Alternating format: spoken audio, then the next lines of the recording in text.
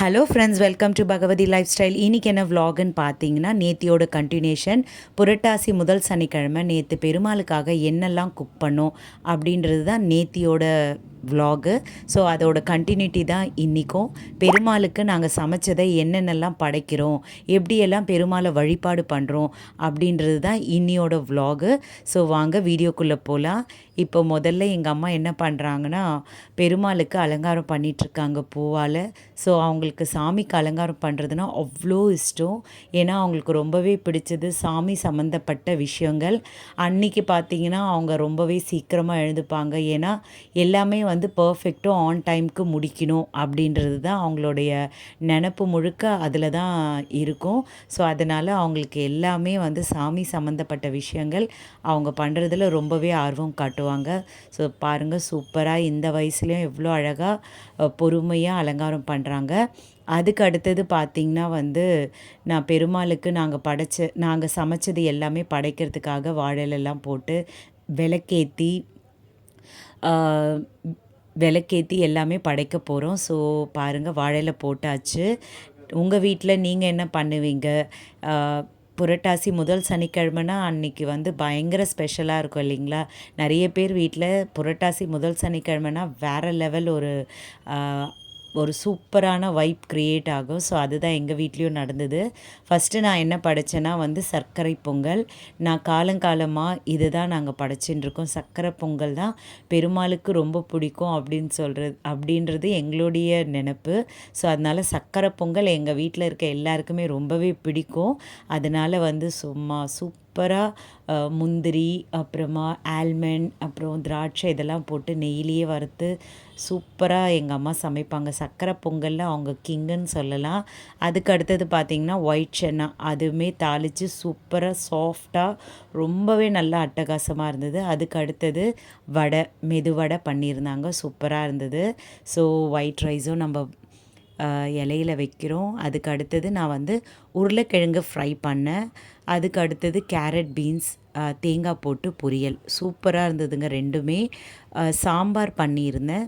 சாம்பாரில் வந்து என்ன காய் போட்டேன்னா, கத்திரிக்காய், முருங்கைக்காய், மாங்காய் போட்டு ஒரு அட்டகாசமான ஹோட்டல் ஸ்டைல் சாம்பார்னு கூட சொல்லலாம். ரொம்பவே நல்லா இருந்தது.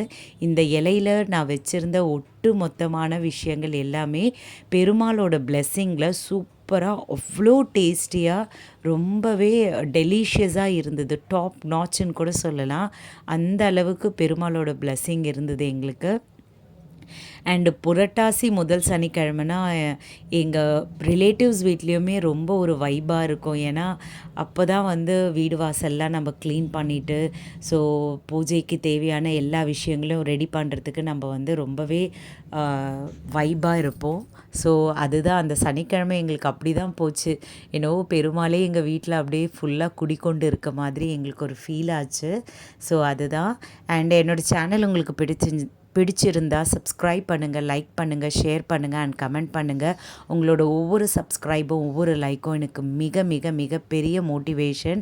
இது ஜஸ்ட் லைக் தட்டாக அந்த மாதிரி சொல்லிட்டு போகிறது கிடையாது. உண்மையிலேயே பாட்டம் ஆஃப் மை ஹார்ட்லேருந்து நான் சொல்கிறேன். ஏன்னா வந்து உங்களுடைய சப்ஸ்கிரைபும் லைக்கும் பார்க்கும்போது ஸோ என்னாலேயும் ஏதோ ஒன்று பண்ண முடியும் அப்படின்ற மோட்டிவேஷன் மாதிரி இருக்கும். ஸோ என்ன மாதிரியான ஹவுஸ் ஒய்ஃப்க்கு இந்த சோஷியல் மீடியாவில் வலம் வர செய்கிறது நீங்கள் மட்டும்தான். ஏன்னா உங்களோட சப்ஸ்கிரைபும் உங்களோட லைக் பார்க்கும் பொழுது எனக்கு அப்படி தான் தோணும். ஸோ நம்ம இன்னும் பண்ணலாம், என்னால் முடிஞ்சது நான் என்ன வீட்டு வேலையும் பார்த்துக்கிட்டு, ஸோ இந்த மாதிரி எனக்கு பிடிச்சமான ஒரு யூடியூப்பில் என்னென்ன வீடியோஸ் அப்லோட் பண்ணுறது, அது வந்து எனக்கு ரொம்பவே பிடிச்சமான விஷயம். ஸோ அதனால் வந்து நான் இதுக்குன்னு ரொம்பவே மெனக்கெட்டு என்னோடய வேலைகளுக்கு நடுவில் என்னென்னலாம் பண்ண முடியுமோ ஸோ அதெல்லாம் நான் பண்ணின்னு. ஸோ என்னையும் நீங்கள் ஒரு எனர்ஜி பூஸ்ட் பண்ணி விடுற மாதிரி எனக்கு உங்களோட சப்ஸ்கிரைபும் உங்களோட லைக் வந்து ரொம்பவே முக்கியம். ஸோ தீபார்த்தனைக்கு ரெடி ஆகிடுச்சு பாருங்கள். தீபார்த்தனை நாங்கள் காட்டின்னு இருக்கோம். ஸோ சூப்பர் ஸ்பெஷலாக அன்றைக்கி வந்து எங்களுக்கு ரொம்பவே சந்தோஷமாக ரொம்பவே ஒரு பாசிட்டிவ் வைப் வந்து எங்களுக்கு இருந்தது. ஒரு டிவைனாக இருந்ததுங்க அன்றைக்கி. ஒரு பக்தியில் ஆழ்ந்துட்டு இருந்தோன்னு கூட சொல்லலாம். ரொம்பவே நல்லா இருந்தது பாருங்கள், சூப்பராக இருந்ததுங்க. அண்டு கீழேயும் நான் வந்து தீபார்த்தனை காட்டிட்டு எங்களோட கொடுங்கல்லூர் பகவதி அம்மன் அவங்களுக்குமே நாங்கள் வந்து தீபார்த்தனை காட்டுவோம். ஸோ காட்டிட்டு அப்படியே வெளியே சூரிய பகவானுக்கும் தீபார்த்தனை காட்டுவோம். அப்போ தான் எங்களுக்கு வந்து ஒரு ஃபில்லிங்காக இருக்கும், ஃபுல்ஃபில்லாக இருக்கும். அண்ட் அதுக்கு அடுத்தது நான் இலையில என்னென்னலாம் வந்து பெருமாளுக்கு படைச்சனோ அதெல்லாம் வந்து காக்காவுக்கு எடுத்துகிட்டு போவேன். ஸோ பாருங்கள், சூப்பராக இருக்குங்க. காக்காவுக்கு எடுத்துகிட்டு போன உடனே நிறைய காக்காங்க வந்து வெயிட் பண்ணி இருந்து இது எடுத்தது. ஸோ என்னோடய வீடியோ இவ்வளோ பொறுமையாக நீங்கள் பார்த்ததுக்கு மிக மிக மிகப்பெரிய நன்றி. பாருங்கள், சூப்பராக மனநிறைவாக இருந்தது.